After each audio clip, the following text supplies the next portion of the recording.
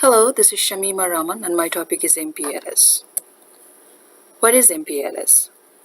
MPLS stands for Multi-Protocol Label Switching, which is a packet forwarding technology. It uses label instead of IP addresses to make data forwarding decisions. Packets are basically labeled with one or more labels. As each packet passes through the MPLS network, labels may be added, replaced, or stripped off. The network distributes information so that each switch knows what it is supposed to do if it encounters a particular label. MPLS provides these beneficial applications. They are virtual private networking, traffic engineering, quality of service, any transport over MPLS. Additionally, it decreases the forwarding overhead on the core routers. MPLS technologies are applicable to any network layer protocol. Now, why MPLS? First of all, is improved uptime. It sends data over an alternative path in less than 50 milliseconds. Then it also creates a scalable IPVPN. With MPLS, it is easy to add an additional site to the VPN. There is no need to configure a complex mesh of tunnels as it is common with some traditional approaches. MPLS also improves user experience, meaning multi-protocol label switching offers multiple classes of service, enabling you to apply separate settings to different types of traffic. It also improves bandwidth utilization.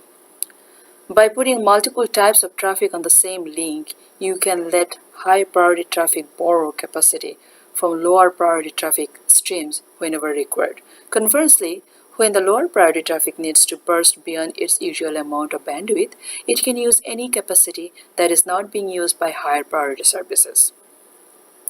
MPLS also hides network complexity. MPLS connection between two sites can be configured to act like a long Ethernet cables with the hops involved hidden from the view. This is sometimes known as virtual private LAN services. And lastly, MPLS reduces network congestions. Sometimes the shortest path between two locations is not the best one to take, as congestions had made it less attractive.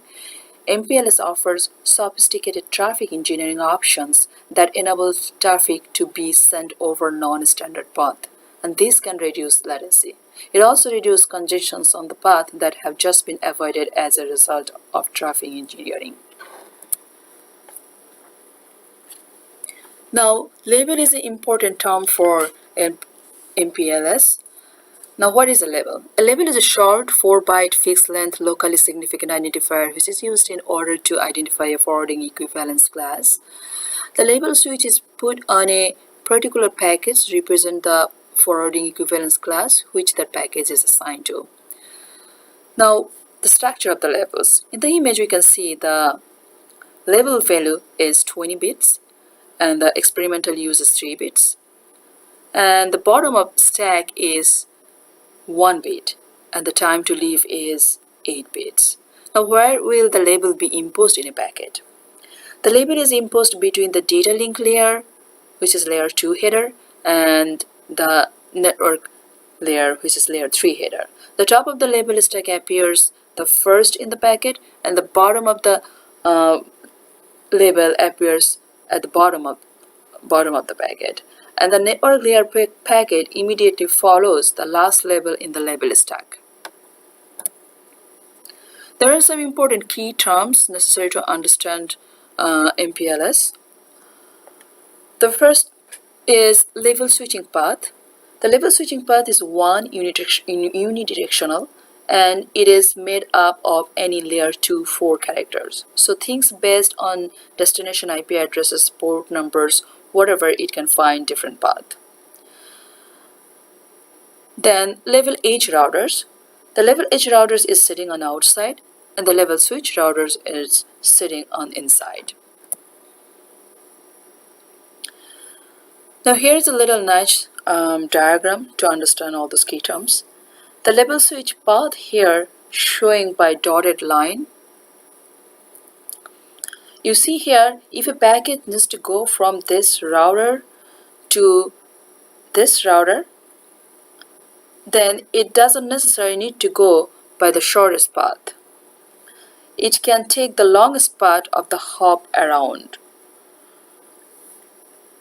So here it has the options to use the traffic engineering options that enable traffic to be sent over node and not in the standard path. This can reduce the latency. And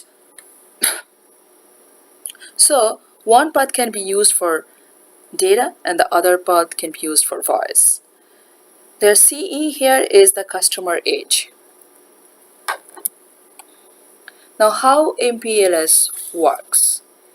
MPLS works by tagging the traffic entering the MPLS network. An identifier is used to help distinguish the level switch path to be used to route the packet to its correct destination. Once the best LSP is identified by the router, the packet is forwarded to the next hop router. A different label is used for every hop and the label is selected by the router that is performing the forwarding operation. Here in this example, we can see that the ingress router accepts the packet from the servers and select the best LSP based on their destination IP address. It then selects an initial label for each packets and then forward the packets using MPLS. When the router 2 receives the packets, it uses these labels to identify the LSPs from which it selects the next hop, which is R3 and R4, using the label 43 and 12. At the end of the path, the egress router, which is here R3 and R4, remove the final label and send the packet out to the local network. Now how to integrate MPLS? Implementing isolated layer 3 domains in a campus local area network is easy if you use virtual LAN or virtual routing and forwarding tables. Likewise, building MPLS or VPN infrastructure is manageable, but transporting labeled MPLS traffic across the WAN could become quite a challenge. Implementing MPLS in a dedicated optical transport like dark fiber, DWDM, or SONET, or leased lines, or traditional layer 2 WAN technology, which is like ATM or frame relay, is very simple. Just need to configure the MPLS on the WAN link and increase the maximum transmission unit size a bit. Then you can start using MPLS service. If you are using MPLS VPN service or other native IP transport, leased line or frame relay in your network, you will have to use generic routing encapsulation tunnels to transport MPLS frames across your WAN, because MPLS frames are transported within IP and GRE datagrams. Now, if you are using Ethernet carrier services, then you need to check the maximum MTU size supported by your service provider. An MPLS header extends the Ethernet packets by 8 to 20 bytes, depending on the number of MPLS feature you use. Now, if you already use GRE-based VPN, you just have to enable MPLS transport to the tunnel interface.